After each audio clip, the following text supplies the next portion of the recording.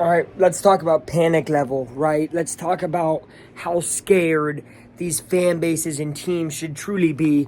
We'll start off with the team that lost today, that being the New York Knicks. I think we could kind of all see this one coming. I know most people probably saw Game 3 for the Pacers coming too. I did personally with Garland coming back.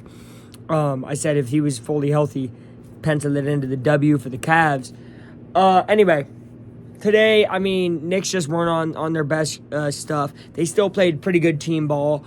I think the Celtics just finally were hitting shots. And I'm going to tell you right now, it's not sustainable what the Celtics are doing. So if you're a Knicks fan and you watch the channel and you're wondering, all right, well, how stressed, how much should my anxiety level be? Not that high. This is not a team that is going to be able to do 3 more in a row of this. Now, could they do it for 3 more games? Possibly, but you just need 2 more to win and get on to the next one.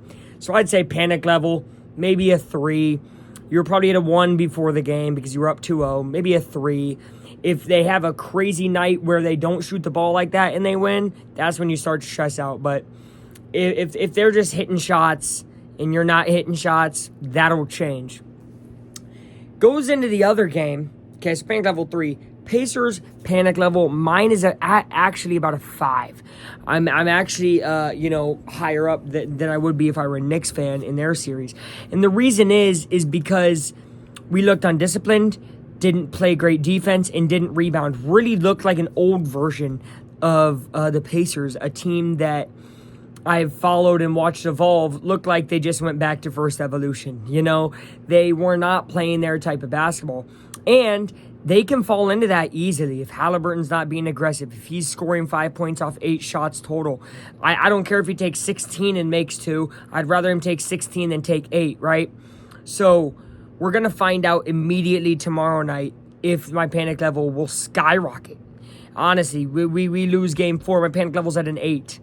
I'm pretty high. So right now it's already at a 5 because not only did we look bad in those aspects, but we looked bad in one that I never thought we would. We didn't fight.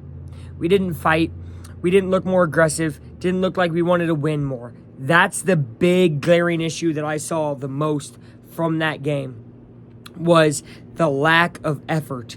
You saw effort from Turner and Mathurin, but the other guys, a lot of me ball and not a lot of passing, not a lot of working the ball around, and we just let them lull us to sleep. So if the Pacers can work in their pace again and get fast, my panic level will drop again. Because 3-1 lead, my panic level probably drops to 2. I'll be a little bit, because I'll be like, oh, well, I mean, there's a chance, but not that bad. I'm always at a 2 for the Pacers no matter what, because it's my favorite team.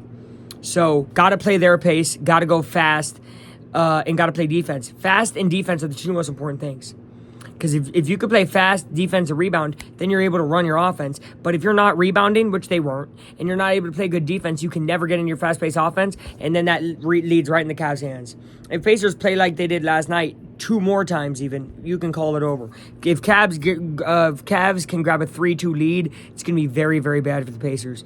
So panic level's at a 5, mid-level, but higher than the Knicks getting beat basically by the same score margin because, again, I don't think the Celtics can sustain it. The Cavs can because the Pacers beat themselves. Thank you guys for watching. That's my thoughts on should these teams be scared? Will they be all right?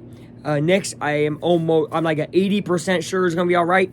Pacers, it's 50-50 right now. It all depends on tomorrow. It'll be interesting. All right, see you guys.